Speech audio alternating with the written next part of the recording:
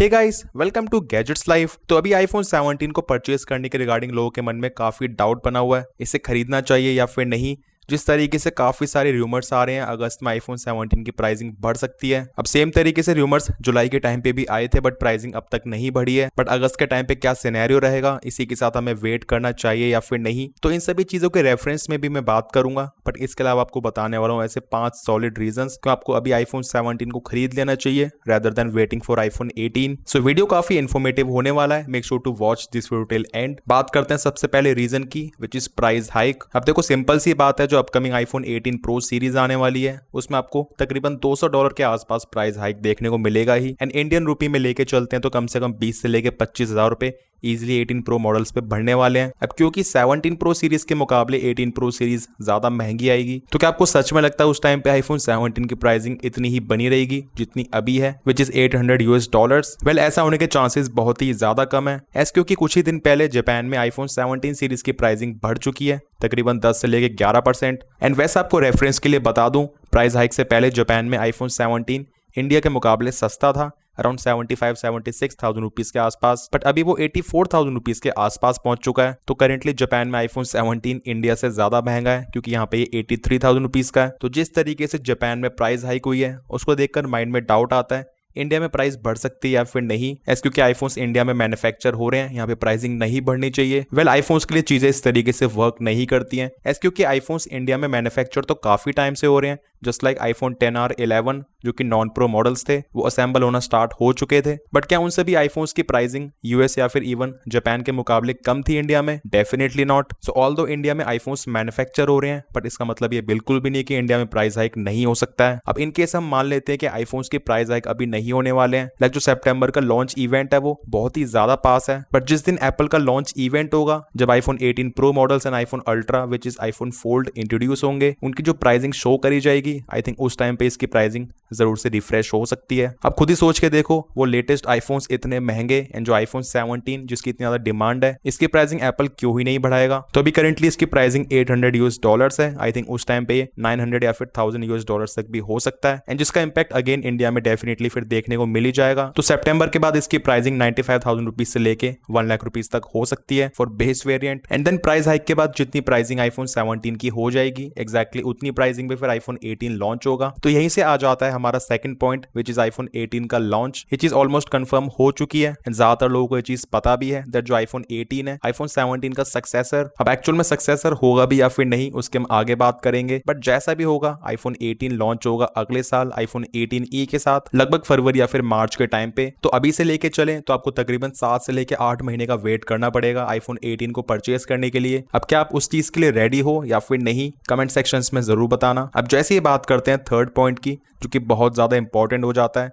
जिस तरीके से पहले लीक्स एंड रूमर्स चल रहे थे, आईफोन 18 एक ठीक ठाक सा अपग्रेड रहेगा ओवर आईफोन 17, मतलब जिस तरीके से हर साल जो बेसिक अपग्रेड्स रहते हैं वो तो होंगे ही, बट अभी के जो लेटेस्ट लीक्स एंड रूमर्स हैं वो कुछ और ही सजेस्ट कर रहे हैं। In fact the base iPhone 18 could be a downgrade, मतलब जो आईफोन 18 होने वाला है उसमें हो सकता है एप्पल डिस्प्ले एंड चिपसेट की जो स्पेसिफिकेशंस उसको डाउनग्रेड कर दे कॉस्ट कटिंग के लिए, एंड जो आईफोन 18 की चिपसेट या फिर डिस्प्ले की स्पेसिफिकेशंस होंगी वो काफी हद तक मैच करें आईफोन 18e के साथ। अब इस चीज का एक्चुअल में क्या मतलब है, लाइक अगर डिस्प्ले के रेफरेंस में बात करें, इसमें आपको मिलता है 120 हर्ट्ज का रिफ्रेश रेट, 6.3 इंचेस का एक बढ़िया डिस्प्ले। तो इस चीज में किस तरीके से स्पेसिफिकेशन वाइज डाउनग्रेड हो सकता है ये चीज अब तक क्लियर नहीं है। तो डाउनग्रेड से मे भी मतलब ये हो सकता है दैट जिस तरीके से 18 प्रो मॉडल्स में आपको स्मॉलर डायनेमिक आइलैंड, ज्यादा ब्राइटनेस वाली डिस्प्ले, ये सभी चीजें देखने को मिले, तो ये सभी चीजें आईफोन 18 में ना हो एंड आपको आईफोन 17 की तरह एग्जैक्टली सेम डिस्प्ले मिले, यही ब्राइटनेस, इतना ही डायनेमिक आइलैंड, मतलब बेसिकली यही सेम डिस्प्ले। अब ऐसा तो ऑब्वियसली नहीं हो सकता कि एप्पल इसको 60 हर्ट्ज कर दे या फिर ब्राइटनेस को कम कर दे, बट हाँ इंटरनली काफी सारी चीजें होती हैं, जस्ट लाइक यहाँ पर जो डिस्प्ले का सप्लायर है उसको चेंज कर दे एप्पल, तो अल्टीमेटली यहाँ पर जो डिस्प्ले की क्वालिटी है, जिस तरीके से कलर्स प्रोड्यूस करती है, इसके व्यूइंग एंगल्स हैं, उसमें भी हमें आईफोन 18 में फर्क देखने को मिल जाए। अभी काफी ज्यादा डीप चीजें हैं, बट डेफिनेटली चीजें इस तरीके से ही काम करती हैं। एंड चिपसेट वाली बात पे मैं यही कहना चाहूंगा, मे भी हो सकता है एप्पल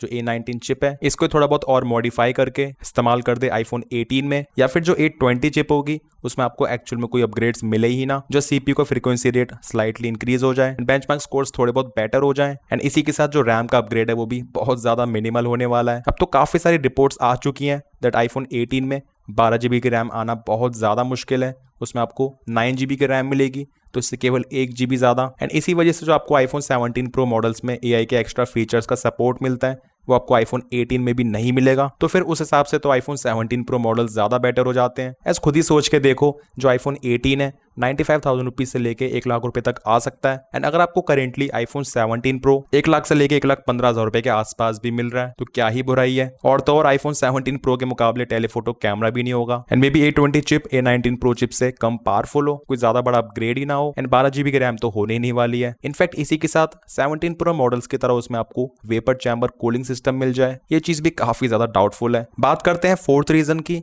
इसमें एंटायर आईफोन 17 सीरीज इंक्लूड हो जाती है, दैट इज आईफोन 18 सीरीज के अपग्रेड्स इटसेल्फ। तो रैम के प्राइसेस इंक्रीज होने की वजह से डेफिनेटली एप्पल बाकी सभी चीजों में कॉम्पनसेट करने की कोशिश करेगा ताकि फोन की प्राइसिंग बहुत ज्यादा भी ना बढ़े, क्योंकि ज्यादा प्राइसिंग बढ़ा के फिर सेल पे भी इंपैक्ट आएगा। तो इसी वजह से यहाँ पे जो आईफोन 18 सीरीज के अपग्रेड्स है वो बहुत मिनिमल रहने वाले हैं, not just iPhone 18, in fact 18 pro models के भी। मतलब अब तक के लीक्स एंड रूमर्स में ऐसा कोई भी ग्राउंड ब्रेकिंग फीचर नहीं बताया गया जो कि 17 प्रो मॉडल से बहुत ज्यादा बेटर हो। हाँ, जो प्राइमरी कैमरा है उसमें आपको वेरिएबल अपर्चर मिल जाएगा, बट उसके एक्चुअल परफॉर्मेंस कैसी होगी वो हमें टेस्ट करके ही पता चलेगा, क्योंकि वो ऑल न्यू सेंसर है। इसी के साथ बॉडी लाइन में एंड डिजाइन में कोई भी चेंज नहीं होने वाला है, जस्ट आपको न्यू कलर्स मिल जाएंगे। इनफैक्ट जो कैमरा कंट्रोल बटन है इसमें आपको डाउनग्रेड मिलेगा, लाइक जिस तरीके से आईफोन 16 17 सीरीज में आपको यहाँ पे प्रेशर सेंसिटिविटी मिलती है, ये चीज गायब हो जाएगी। एंड जो आईफोन 18 सीरीज में कैमरा कंट्रोल बटन रहेगा वो काफी सिंप्लीफाइड होगा। एंड इसी के साथ 18 प्रो मॉडल्स में स्मॉलर डायनेमिक आइलैंड, बट क्या ये चीज एक्चुअल में फोन की यूजेबिलिटी में बहुत ज्यादा फर्क डालेगी?